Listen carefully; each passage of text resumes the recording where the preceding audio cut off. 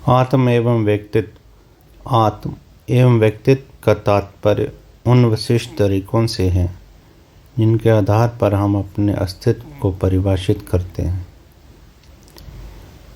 ये ऐसे तरीकों को भी इंगित करते हैं जिसमें हमारे अनुभव संगठित एवं व्यवहार में अभिव्यक्त होते हैं। सामान्य प्रेक्षणों के आधार पर हम जानते हैं कि विभिन्न प्रकार के लोग अपने बारे में अलग अलग प्रकार के विचार रखते हैं। ये विचार व्यक्ति के आत्म का प्रतिनिधित्व करते हैं। हम ये भी जानते हैं कि स्थिति विशेष में लोग भिन्न तरीके से व्यवहार करते हैं, किंतु एक व्यक्ति विशेष का व्यवहार एक स्थिति से दूसरी स्थिति में सामान्यतया पर्याप्त रूप से स्थिर होता है। व्यक्ति के व्यवहार का यही अपेक्षाकृत स्थिर स्वरूप उस व्यक्ति के व्यक्तित्व का प्रतिनिधित्व करता है। इसलिए विभिन्न प्रकार के व्यक्ति भिन्न भिन्न प्रकार के व्यक्तित्व वाले प्रतीत होते हैं। ये व्यक्तित्व व्यक्तियों के विविध व्यवहारों में प्रतिबिंबित होते हैं। आत्म का संपत्ति वाले वस्तु से ही आपने इस बारे में कि आप कौन हैं और आप किस प्रकार दूसरों से भिन्न पर्याप्त मात्रा में विचार किया होगा। यदि आप इस संदर्भ में जागरूक नहीं रहे होंगे, फिर भी आपने अब तक अपने बारे में कुछ धारणा विकसित कर ली होगी। आइए अपने आत्म के बारे में अर्थात हम कौन हैं कुछ प्राथमिक विचार प्रतिपादित करने का प्रयास करें। संभवतः ये क्रियाकलाप आपके लिए उतना सरल नहीं रहा होगा जितना सरल पहले आपने इसे समझा होगा। ये क्रियाकलाप पूरा करते हुए आप अपने आत्म का वर्णन कर रहे हैं। जिस प्रकार आप अपने चतुर्दिक परिवेश की विविध वस्तुओं के प्रति जागरूक होते हैं, जैसे कि आपके कमरे में एक मेज़ है या एक कुर्सी, उसी प्रकार आप अपने आत्म के प्रति भी जागरूक होते हैं।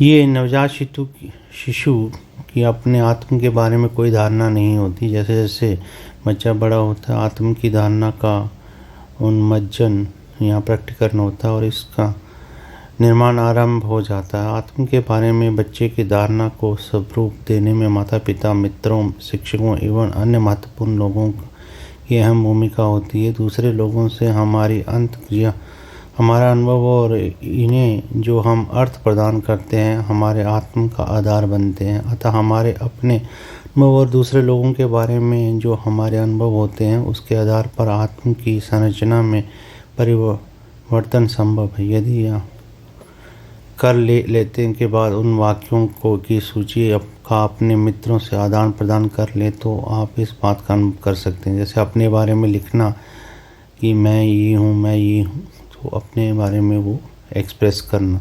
ध्यान दें कि उन्होंने क्या किया। आप अब देखेंगे कि भी अपना तादात्म्य कैसे स्थापित करते हैं, इसके बारे में उन्होंने अपने गुणों की पर्याप्त लंबी सूची बनाई। अपने तादात्म्यकरण के लिए उन्होंने जिन गुणों का उपयोग किया है वे उनकी व्यक्तिगत या साथ ही उनके सामाजिक या सांस्कृतिक अनन्यता के बारे में जानकारी देते हैं। व्यक्तिगत अनन्यता पर्सनल आइडेंटिटी से तात्पर्य व्यक्ति के उन गुणों से जो उसे अन्य दूसरों से भिन्न करते हैं। जब कोई व्यक्ति अपने नाम, जैसे मेरा नाम संजना अथवा करीम है, अथवा अपनी विशेषताएं जैसे मैं ईमानदार अथवा मेहनती हूँ, अथवा अपनी विविधताओं अथवा क्षमताओं जैसे मैं गायक अथवा नर्तक हूँ, अथवा अपने विश्वासों जैसे मैं ईश्वर अथवा नीति में विश्वास रखता हूँ का वर्णन करती है, तब वह अपनी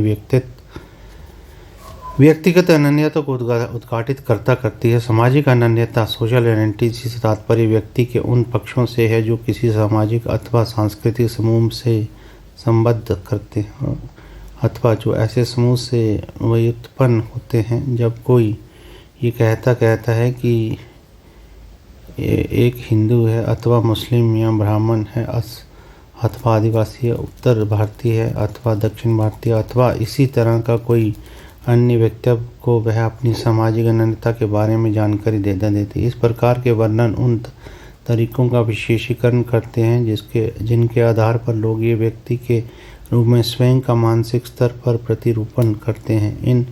इस प्रकार आत्म का तात्पर्य अपने संदर्भ में व्यक्ति के संचेतन अनुभवों, विचारों, चिंतन एवं भावनाओं की समग्रता से है। व्यक्ति के यही अनुभव एवं विचार व्यक्तिगत और सामाजिक दोनों की स्तरों पर व्यक्ति के अस्तित्व को परिभाषित करते हैं।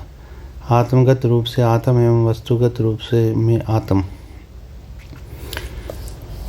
यदि आप क्रियाकलाप में अपने मित्रों के द्वारा के वर्णन को पुनः ध्यान दें तो आप देखेंगे कि उनके वर्णन अपने बारे में या तो एक ऐसी सत्ता के रूप में है जो कुछ करता है, जैसे मैं एक नर्तक हूँ, अथवा ऐसी सत्ता के रूप में है जिस पर कुछ किया गया है, जैसे मैं एक ऐसा व्यक्ति हूँ जो सरलता से आहत किया जा सकता हूँ। पहली स्थिति में आत्म का वर्णन आत्मगत जो कुछ करता है रूप में किया गया। दूसरी स्थिति में आत्म का वर्णन वस्तुगत जो किसी चीज़ से प्रभावित होता है रूप में किया गया है। इसका अर्थ ये हुआ कि आत्म को आत्मगत एवं वस्तुगत दोनों रूपों में समझा जा सकता है। जब आप ये कहते हैं कि मैं जानता हूँ कि मैं कौन हूँ, या आप आत्म का वर्णन जानने वाले के रूप में तो कर रहे हैं, साथ ही उस रूप में भी कर रहे हैं जिसे जाना जा सकता है कि आत्मगत कर्ता रूप में आप स्वयं को जानने की प्रक्रिया में सक्रिय रूप से संलग्न रहता है। वस्तुगत परिणामी रूप में आत्म परीक्षित होता है और जान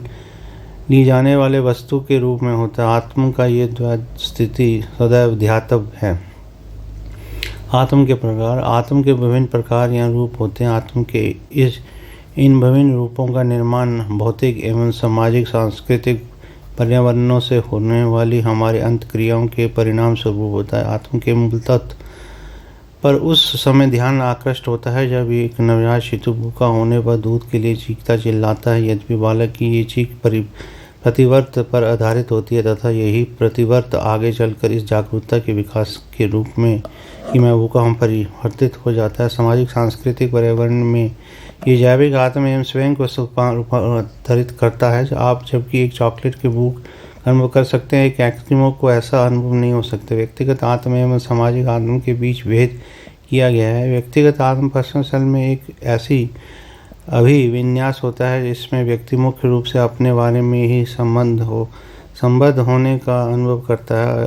अभी हम लोगों ने देखा कि जैसे जैविक आवश्यकताएं जैविक आत्म को विकसित करती हैं, किंतु शीघ्र ही बच्चे को उसके पर्यावरण में मनोवैज्ञानिक और सामाजिक आवश्यकताएं उसके व्यक्तिगत आत्म के अन्य अवयवों को उत्पन्न करने लगती है। किंतु इस विस्तार में जीवन का उन पक्षों पर ही बल दिया जाता है जो संबंधित व्यक्तियों से जुड़ी हुई होती है, जैसे व्यक्तिगत स्वतंत्रता, व्यक्तिगत उत्तरदायित्व, व्यक्तिगत उपलब्धि, व्यक्तिगत सुख सुविधाएं इत्यादि।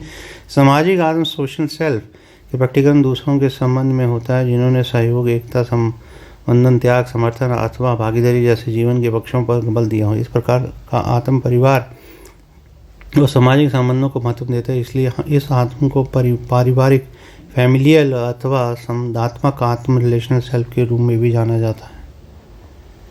आत्म के संज्ञानात्मक एवं व्यवहारात्मक पक्ष विश्व के सभी भागों में के मनोवैज्ञानिकों ने आत्म के अध्ययन में अभिरुचि प्रदर्शित की है। इन अध्ययनों द्वारा व्यवहार के कई ऐसे पक्ष सामने लाए गए हैं जिनका संबंध आत्म से ही होता है। जैसे कि पहले बताया जा चुका कि हम सभी के अंदर ये जानने का बोध होता है कि हम कौन हैं और क्या हमको अन्य रूपों दूसरों से भिन्न बनाता है। हम अपनी व्यक्तिगत और सामाजिक अनन्यताओं से जुड़े रहते हैं और इस ज्ञान से ही कि ये अनन्यता आजीवन स्थिर रहेंगी हम सुरक्षित अनुभव करते हैं। जिस प्रकार से हम अपने आप का प्रत्यक्षण करते हैं और तथा अपनी क्षमता और गुणों के बारे में जो विचार रखते हैं उसी को संप्रत्य आत्म धारणा सेल्फ कंसेप्ट कहा जाता है। अति सामान्य स्तर पर अपने बारे में इस प्रकार की धारणा समग्र रूप से या तो सकारात्मक होती है या नकारात्मक। इससे अधिक विशेष स्तर पर ये एक व्यक्ति अपने शैक्षिक प्रतिभा की अपेक्षा अपने खेलकूद की बहादुरी के प्रति सकारात्मक धारणा